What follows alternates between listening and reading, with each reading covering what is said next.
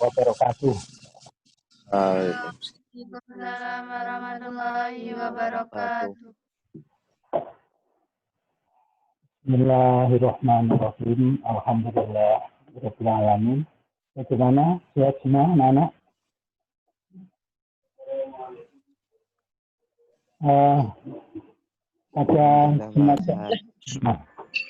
Pada kesempatan ini kita akan lanjut pembicaraan kita, yaitu tentang sabar menghadapi ujian dan cobaan. Ya.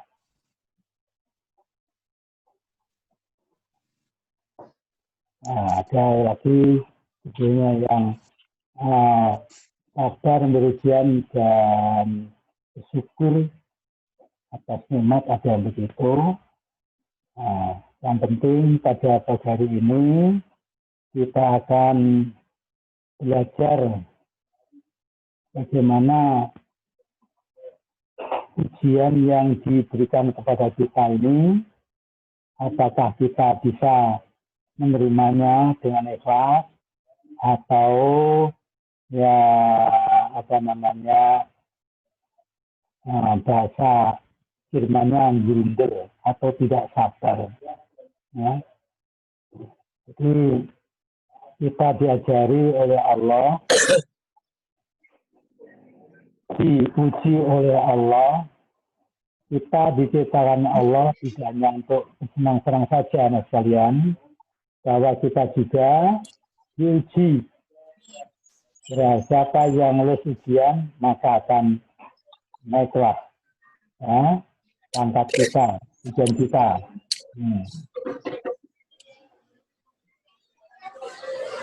Ya, bagaimana dengarkan?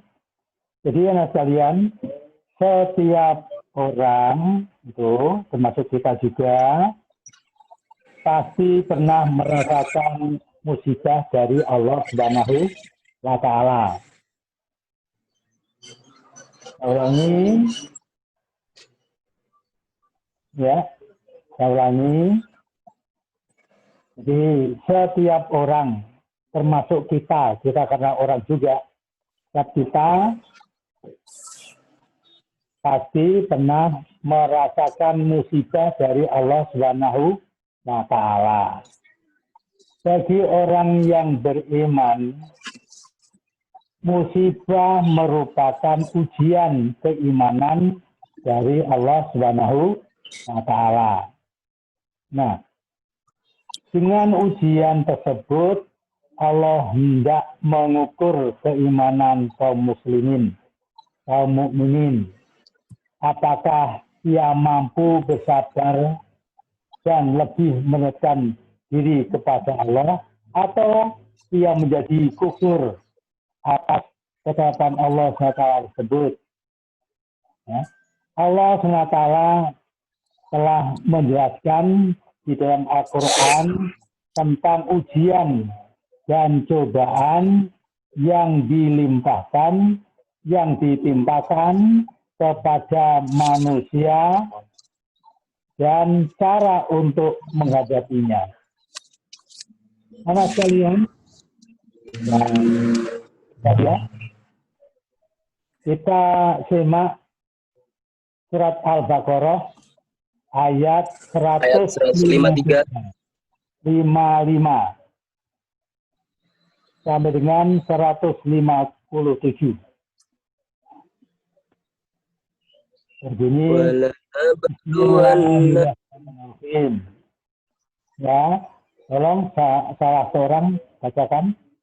Wassalamualaikum. Yusuf, Pak. Ya.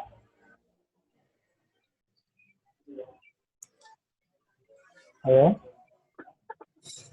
A'udzu billahi minasyaitonir rajim. Bismillahirrahmanirrahim. وَلَنَبْلُوَنَّكُمْ بِشَيْءٍ مِّنَ الْخَوْفِ وَالْجُوعِ وَنَقْصٍ مِّنَ الْأَمْوَالِ وَالْأَنفُسِ وَالثَّمَرَاتِ وَبَشِّرِ الصَّابِرِينَ alladzina idza asabathum musibah qalu inna lillahi wa inna ilaihi raji'un. Ulaika alaihim salawatum mir rabbihim wa rahmah wa ulaika humul muhtadun. Shadaqallahul azim. Baik, terima kasih. Saya semua mendengarkan bahwa itulah Allah memberikan rambu-rambu kepada kita biar kita tidak terkejut, biar tidak terlena bahwa pada tersebut Allah mencoba kepada kita semua, menguji kepada kita semua. Nah, artinya coba walana berluanakum, ya, dan sungguhnya akan kami berikan cobaan kepadamu semua, bisain dengan sesuatu. Nah, apa itu di dalam lawat sini ada keterangannya. Sehingga apa saat itu? Minal dari ketakutan, waju lapar, wanaksi amal kurang harta, wa'agus jiwa, samarot dan buah-buahan. Allah berikan solusinya, wabasyiris sobirin, ya. Dan Allah akan memberi kegembiraan kepada orang-orang yang sabar. Sabar. Nah, harus sabar, sabar belajar, sabar menunggu, ya, sabar ngaji, sabar sholat, sabar puasa, dan sabar segalanya. Ya, satu main enak-enak, dengar azan. Nah itu kan, ciri itu. Bagaimana dengan azan misalnya begitu. Yang kedua, ayat 156. Siapa yang diberi musibah itu? Yaitu orang-orang yang apabila ditimpa musibah. Ya. Siapa itu orang-orang yang sabar? Katakan begitu. Orang-orang yang apabila ditimpa musibah, mereka mengucapkan inna lillahi wa inna ilaihi raji'un. Nah, ayat yang ke-57 artinya ulaika alim salawatun mir rabbi wa rahmah wa ulaika humul muhtadun. Nah, ulaika mereka itu loh, ya, alim salawatun, orang yang mendapat keberkatan yang sempurna dan rahmat. Nah, salawatun rabbihim wa rahmat. Wa ulaika humul muhtadun. Dan mereka itulah orang-orang yang mendapat petunjuk. Nah, semua orang kita, ya, selalu memohon petunjuk kepada Allah Subhanahu wa Ta'ala. Ya. Petunjuk apa? Jalan yang lurus. Setiap hari malam paling tidak itu 17 kali. Kalau kurang dari itu, ya belum lengkap permintaannya. Semua kita masih merasa belum lurus. Nah, maka setiap sholat, jadi kita membaca ihdinas siratal mustaqim, ya. Nah, baik karena sekalian yang berbahagia dan yang kurang berbahagia, mudah-mudahan yang kurang berbahagia diberi Allah kebahagiaan. Karena sekalian, surat Al-Baqarah ayat 155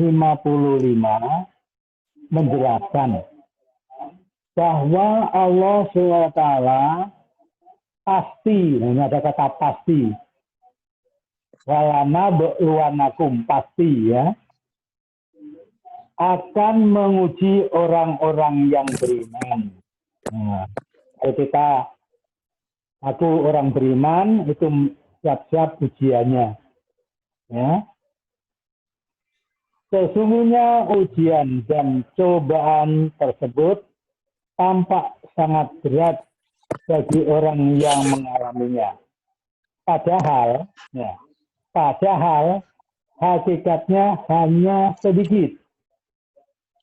Ujian dan cobaan itu menjadi sedikit jika dibandingkan dengan besarnya pahala yang diberikan Allah kepada manusia kelak di akhirat.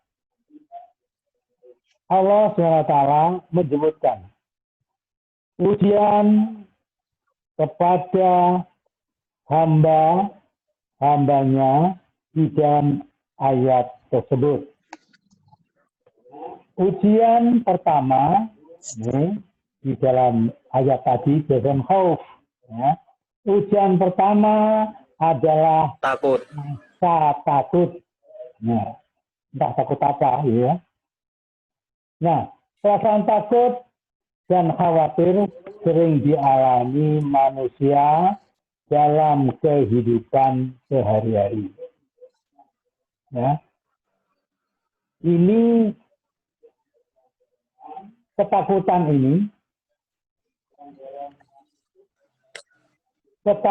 yang berbesar yang sering menghinggapi manusia adalah rasa takut kepada hal-hal yang bersifat keduniawian. Ya. Sifat keduniaan. Ya. Takutnya makan, punya duit, takut ini dan itu. Misalnya takut kehilangan kekayaan, jabatan, takut tidak lulus, takut tidak mendapat pekerjaan, takut miskin, dan takut sengsara. Ya, tentu siapa deh ya, kita ini yang tidak takut sengsara. Ya. Tapi bagi orang yang beriman harus bisa menerimanya dengan lapang hati. Ya. Kebanyakan manusia tidak mementingkan rasa takut terhadap hal-hal besar yang bersifat kekal, seperti akhirat, hari kiamat, siksa kubur, dan azab neraka. Nah, sekalian, kita perlu bersiap diri. Ya, akan dicoba pasti itu, walakum tadi itu mesti punya rasa yang itu tadi. Nah, kemudian ujian kedua yang disebutkan di dalam surah Al-Baqarah ayat 155 adalah ujian kelaparan. Kelaparan. Ya, kelaparan. Kenapa? Di pondok jatah makan hanya 2 kali. Makan pagi, siang udah lapar, ditahan sampai sore, malam baru dapat makan. Nah, ini bagaimana ketika Anda lapar itu? Well. Ya. Baik, anak sekali.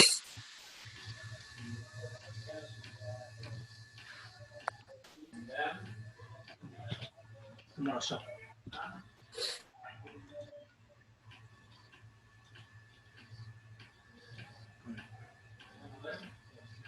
Merosot.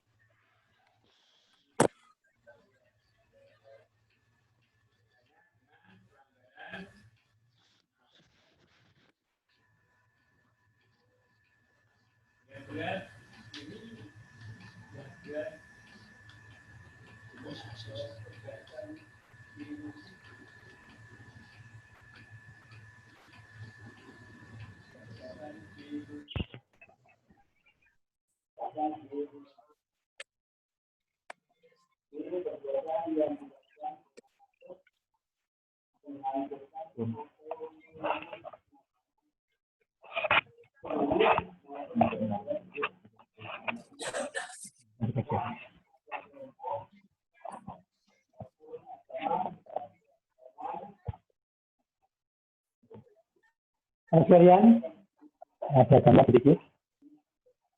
Ucapan kedua tadi adalah ju. Ju artinya di sini adalah kelaparan. Kelaparan ini sangat erat kaitannya dengan kemiskinan. Ya, jelas ini ya. Kecuali tadi pondok sengaja riado gitu ya. Dilapasnya sengaja untuk tirakat. Nah, saya ulangi, kelaparan sangat erat kaitannya dengan kemiskinan. Kenapa? Baca dari sana sini dapat duit, akhirnya makan kurang ini. Nah, kemiskinan merupakan masalah besar yang harus diberantas. Kemiskinan dapat mengakibatkan hilangnya akidah seseorang. Orang yang dalam keadaan lapar akan lebih mudah terkena bujukan setan untuk jatuh kepada kekafiran. Nah, meskipun dalam kondisi ya, dalam kondisi kelaparan kita harus tetap sabar. Nah, dan yakin bahwa rezeki telah ditetapkan oleh Allah Subhanahu wa taala. Kita tidak akan mati sebelum jatah rezeki kita habis di dunia ini. Ulangi, kita tidak akan mati sebelum jatah rezeki kita habis di dunia ini. Kita juga harus tetap berusaha untuk menjemput rezeki yang telah ditentukan tersebut. Terus kalian, lapar ini tadi, khauf, waju. Ju adalah lapar. Ada lapar yang disengaja dan ada lapar yang tidak sengaja. Memang keadaan tidak ada, itu lapar betulan.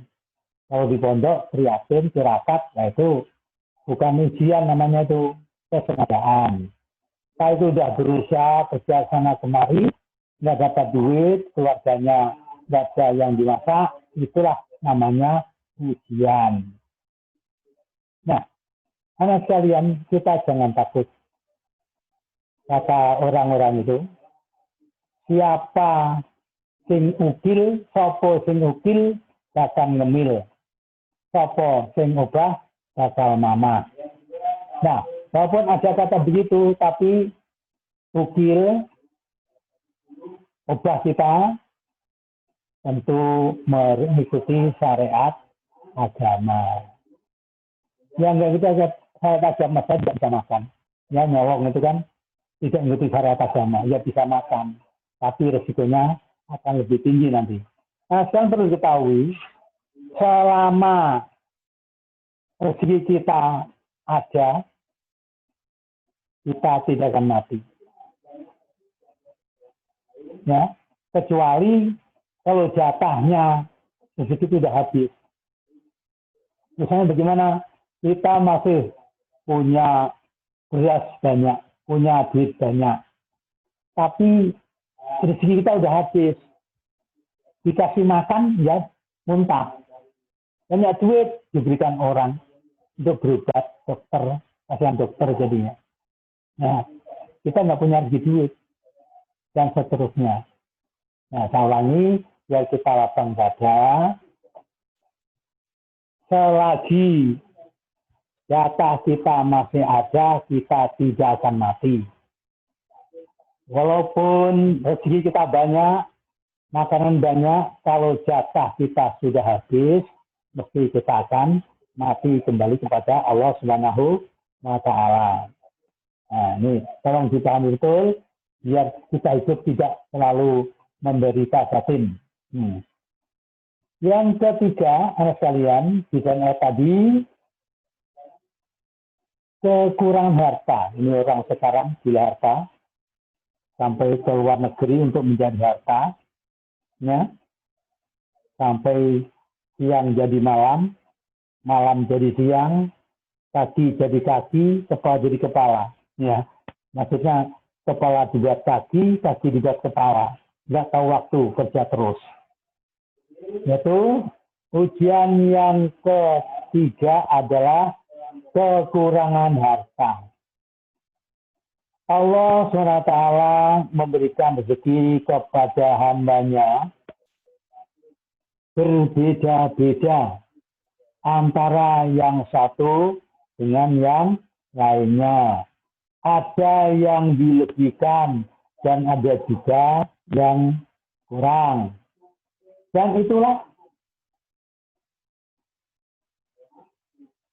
yang harus dimengerti, bahwa seseorang yang dilebihkan rezeki oleh Allah hendaknya berbagi dengan orang-orang yang kekurangan rezeki. Maksudnya begitu ya. Sebagai seorang muslim, kita tidak boleh bergelimpangan dalam kenikmatan. Ya. Sementara kita tahu ada saudara-saudara kita yang membutuhkan pertolongan.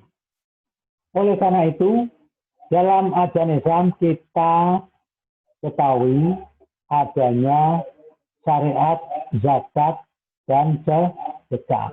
Nah, orang yang tidak beriman mencari harta yang sebanyak-banyak, seolah-olah akan hidup selamanya begitu. Tapi tidak ngerti berapa hari lagi umurnya. Jadi yang ketiga itu perlu diperhatikan, orang takut kekurangan harta. Di rumah masih banyak, ini karena apa? Mengikuti peribahasa, ada jangan dimakan, tak ada baru dimakan. Ya. Ada jangan dimakan, tak ada baru dimakan. Nah, tapi bagaimana bagi kita?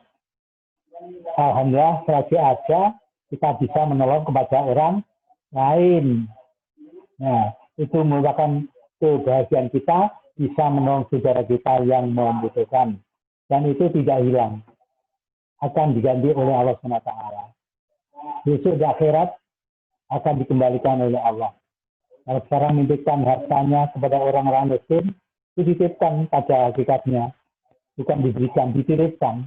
Kenapa? Besok akan dikembalikan di akhirat. Gitu. Ya. Nah, kalau bisa diketahui lagi, diperjam lagi, sebenarnya kita ini pelit. Ya. Kelihatannya pelit. Dapat dititipkan pada orang miskin. Diberikan pada miskin, bisa diberikan pada akhirat. Ini. Ulangi, kita sadar bahwa kalau ada tetangga kita, saudara kita yang memerlukan, ya hendaknya dibagi. Biar tidak dimurka oleh Allah SWT. Bahwa harta itu hanya titipan. Kemudian pada ayat berikutnya, sekalian, ujian yang keempat adalah kehilangan jiwa. Yang dimaksud dengan kehilangan jiwa adalah kehilangan orang-orang yang kita cintai. Ya, kehilangan orang-orang yang kita cintai. Nah, antara lain apa kehilangan jiwa itu? Yaitu kematian. Setiap manusia yang hidup di dunia ini pasti akan mati. Sebagai orang muslim, kita dianjurkan untuk selalu mengingat mati. Ya? Selalu mengingat mati. Akan tetapi bukan takut mati. Banyak sebab yang menjadikan jiwa tidak tenang. dan resah. Misalnya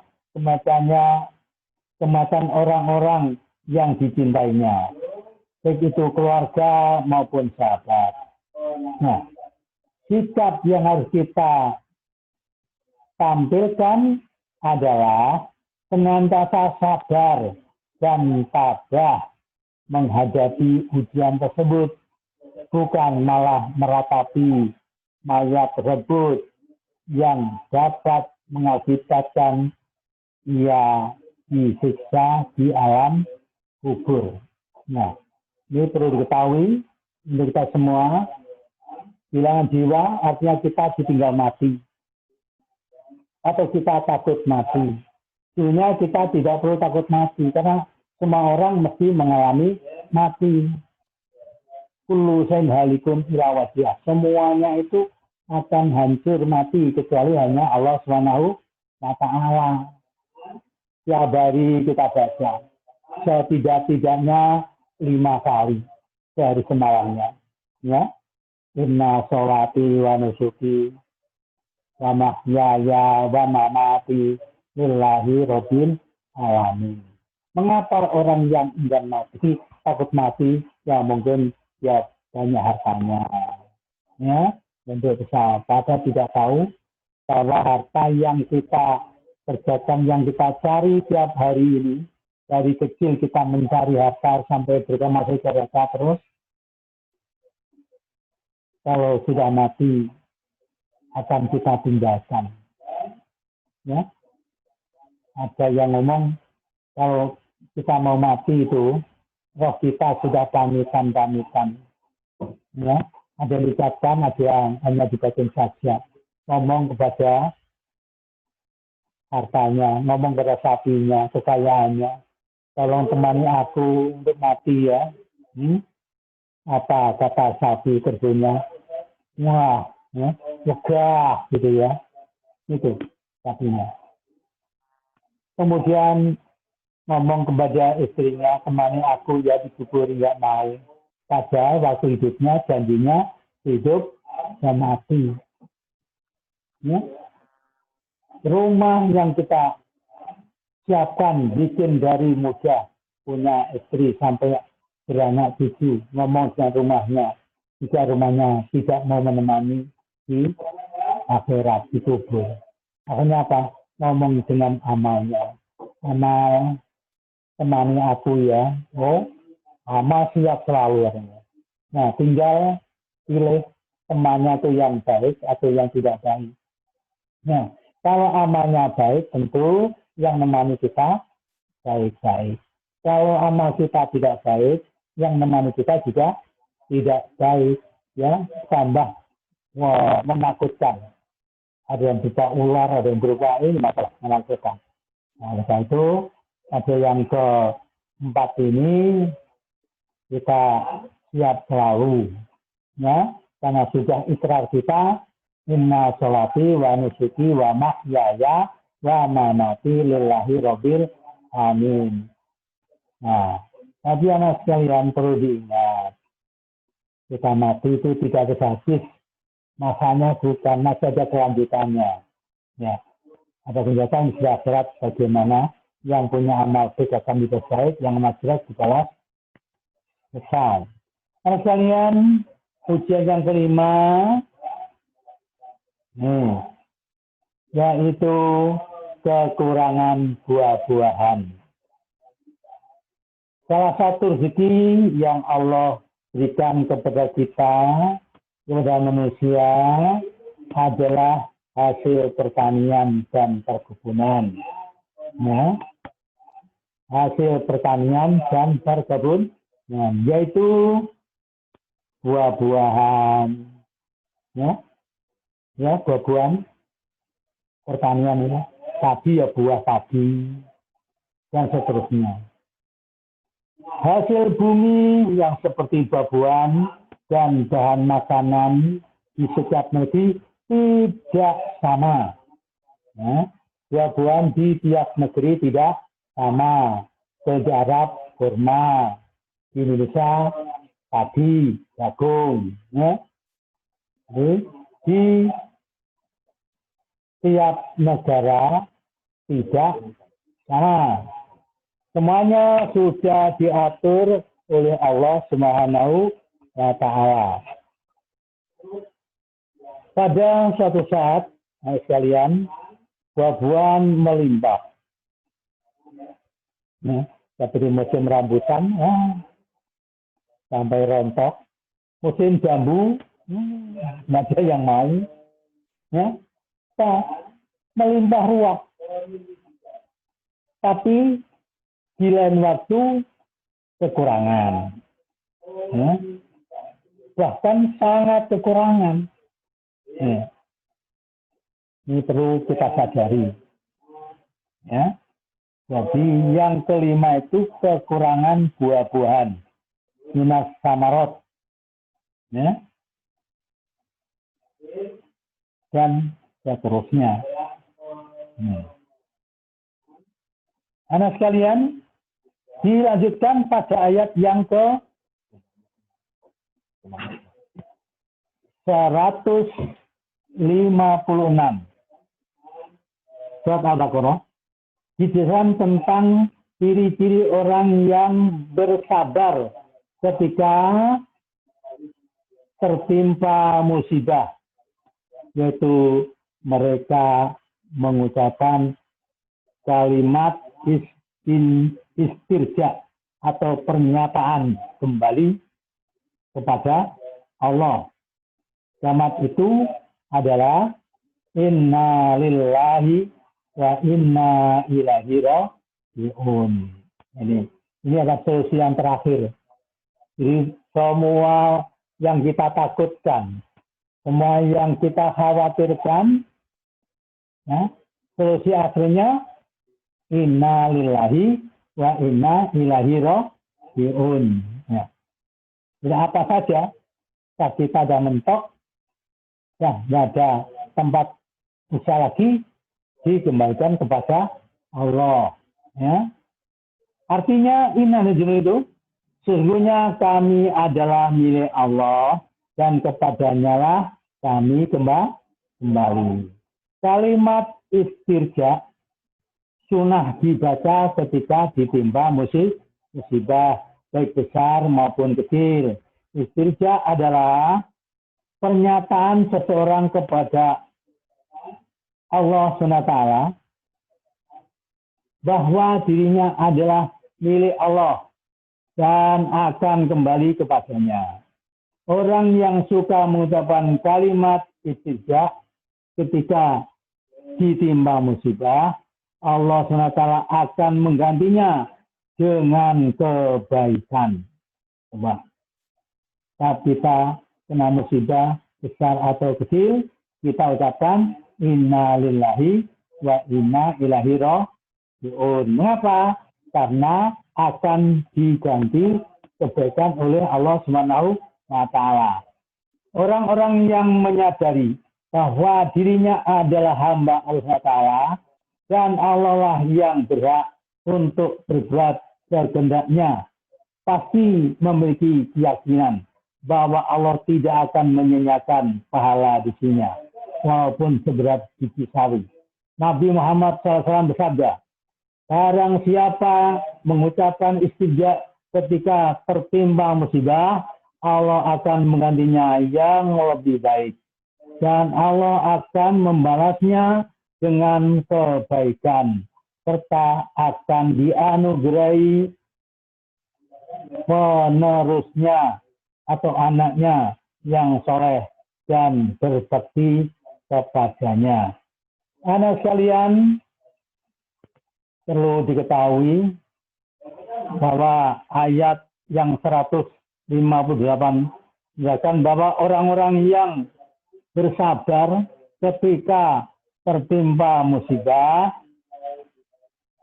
dan menyerahkan segalanya kepada Allah, mereka lah yang akan mendapatkan keberkatan sempurna dan rahmat dari Allah Subhanahu wa Ta'ala. Allah Subhanahu wa Ta'ala juga memberikan hidayah kepada orang-orang yang sabar dan tawakal ketika tertimpa ujian dan musibah.